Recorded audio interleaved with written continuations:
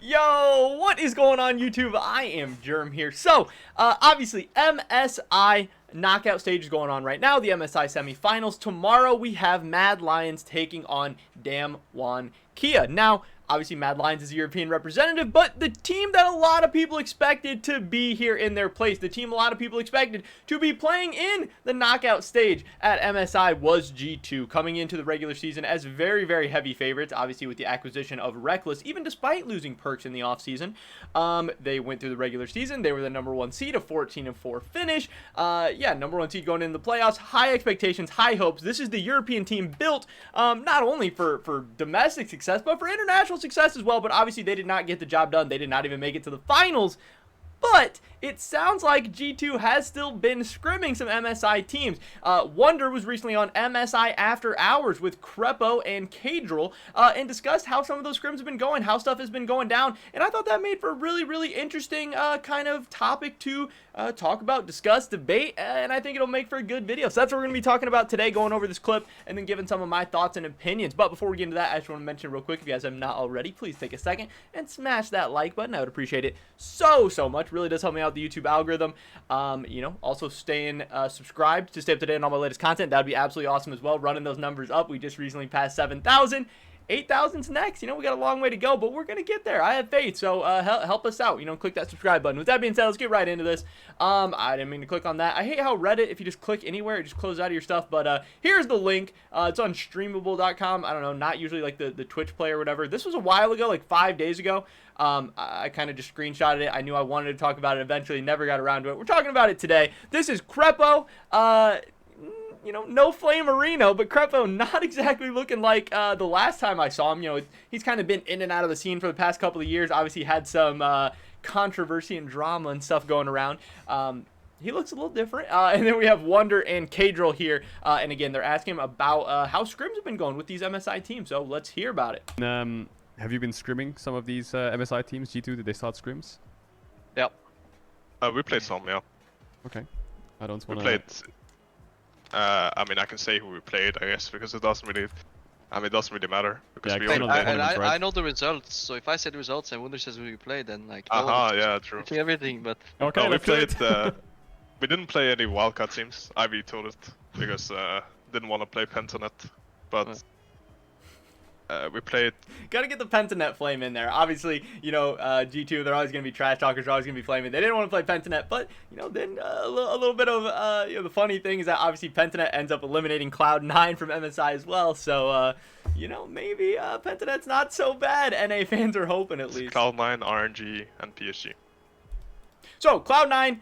PSG and RNG, the three teams that they actually got scrims against, you know, not super surprising stuff there. A lot of people are wondering why they didn't scrim Damwon Kia. Maybe just because things didn't work out. Maybe schedules didn't work out. Maybe they don't have as much relations with those teams or whatever. But getting to scrim Cloud9, even though they didn't make the knockout stage, still had a very, very promising performance. Still looked really, really good. So that had to be a valuable scrim time still. Super good. PSG Talent obviously having an amazing performance at MSI.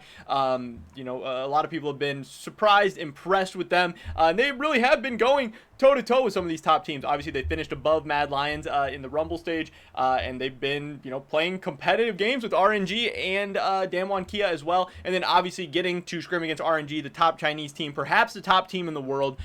This is super, super valuable scrim time, practice time, and super valuable stuff for G2. Even though they're not getting the experience of going to MSI, still getting these things can be really, really great. So this is awesome to hear that G2, you know, is all getting together, taking the time to do this, hopefully learning and really leveling up from it to be more prepared, not only for the summer split, to hopefully actually have a good performance to win a title, get back on top, but also to prepare themselves for Worlds, which we assume they will be going to, even though they weren't able to make it to MSI.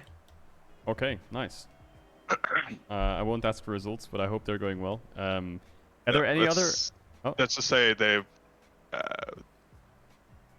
winning against most of them. Winning against most of them? But we didn't play a lot. But you didn't play a lot, so RNG, C9, PSG, winning against most of them, but you didn't play a lot. Okay. I like also, that. but do scrims really matter? Like... True. The scrims don't matter either. Yeah.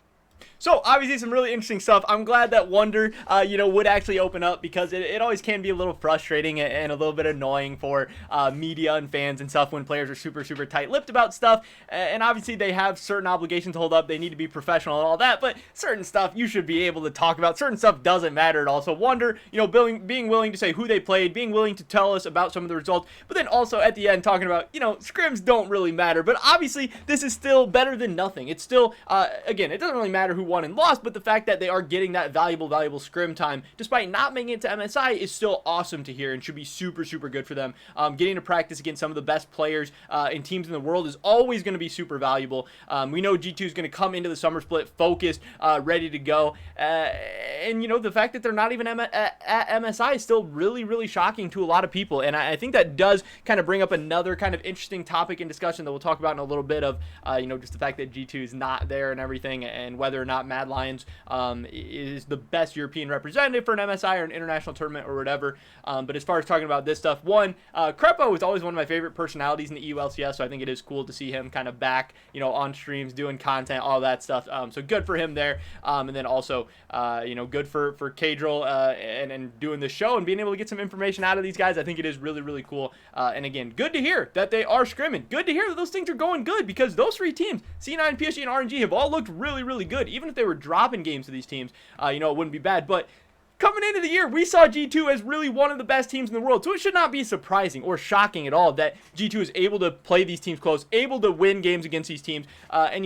just because they didn't make MSI, just because they had a disappointing spring split, does not mean their kind of goals for the season have to change. It was always about Worlds. It was always about international competition. It was always about ultimately a world title, but at least getting as far at Worlds as you can, having as good a performance as you can. And yes, this was maybe not the ideal path. It's a little bump in the road, but G2 can still rebound. They still have some of the best players in Europe and in the world at every single position on their team. Yes, maybe the playoff patch didn't go the best for them. Yes, maybe they had bad drafts. Yes, maybe a lot of players were slumping all at the same time. Maybe they got overconfident, overcocky, whatever. But again, that doesn't take away from the fact that they're going to come into the summer split as one of the favorites, if not the favorite, to take it down, and then hopefully come into Worlds looking like, one of the teams to beat. That is definitely still possible. But just as far as talking about whether or not Mad Lions, it's just kind of interesting that we see G2 getting to play against these MSI teams. And Mad Lions has certainly looked good at MSI, but obviously they finished 4th in the Rumble stage. They didn't look, amazing. And if G2 finished 4th in the Rumble stage at MSI, I think overall that'd be seen as a disappointment. This is a team that wants to compete for titles. They want to be seen as on the same level as teams like Damwon and RNG, not finishing significantly behind them, especially not finishing behind a team like PSG Talent, especially not finishing close with a team like Cloud9. But if we take a look back through the regular season, again, G2 was 14-4. They were seen as the best.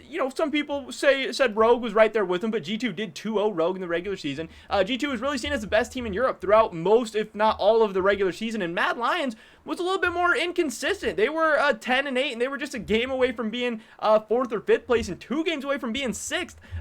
4 games away from being in that discussion as being one of the top 2 teams. Yes, they then did end up having a really, really awesome playoff run, and yes, they looked great in the playoffs, and G2 did not look so great.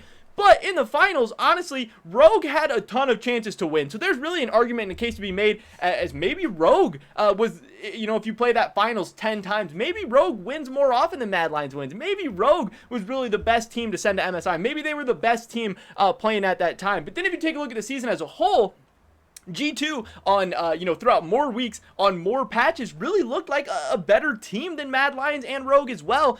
So yes, just because G2 kind of sucked on that playoff patch, which they absolutely did, and they even admitted it. They're like, yeah, we do not have a good grasp of this patch. We don't really, have things going our way right now. We don't have good drafts. We're not playing well.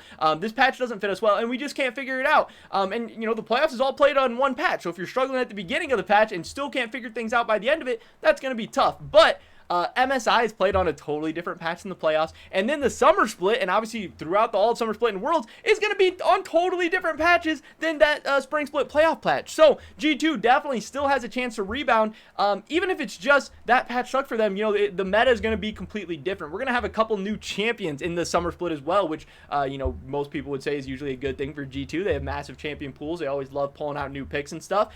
And just because Mad Lions ended up winning the playoffs, just because they were the best team that day, those couple of weeks on that patch, doesn't necessarily mean they're still the best team in Europe. That doesn't mean they're going to be the best team in summer. That doesn't mean they're going to be the best team headed into Worlds. So I just think that is something kind of interesting to consider, and just thinking about, yeah, how would G2 have done at MSI? It doesn't necessarily mean they would have done worse. Maybe they would have figured things out. Maybe they would have leveled up. Maybe this new patch would have been better for them. And maybe they're going to continue to get better in the summer. Because, I mean, when I compare the players on like a G2 and a Rogue and Mad Lions, overall, I think we would still say G2 has the better players. They are more talented. They have more experience. And I think G2 is obviously still going to be a very, very scary team headed into the summer split. I know they have Nelson coming in as well, which a lot of people are excited about.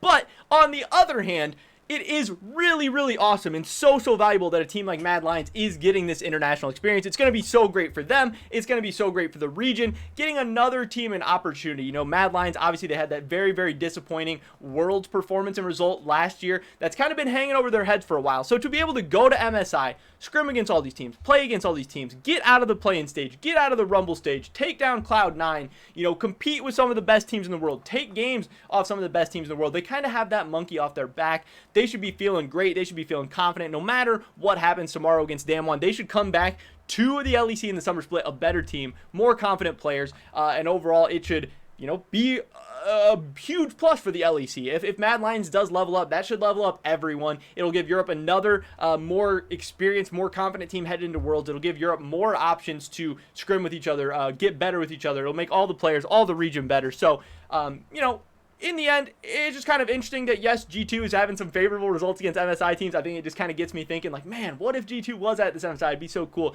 But on the other hand, it's definitely awesome that Mad Lions is here, regardless of what happens. And I think overall, this has been a really, really great experience for Europe, for the LEC, for Mad Lions, for their players. And I think it is going to make the region a whole lot stronger. And I think we're going to see some scary European teams at Worlds this year in the form of G2, Rogue, Mad Lions, maybe Vitality, maybe Fnatic. You know, who knows for sure. But it's going to be fun to watch. And the summer split's going to be very, very exciting, and I cannot wait. But that is pretty much it for this video today, ladies and gentlemen. Thank you so much for watching. I would really, really appreciate if you did drop a like on this video. Leave a comment down below. What do you think about this whole situation? Do you think, you know, G2 winning scrims against some of these MSI teams, do you think it matters at all? You think it's a good sign for them going forward? Or do you just not really care? I'd love to hear your guys' thoughts and opinions. Subscribe, stay updated on my latest content. Hopefully catch you guys in the next one. But until then, peace!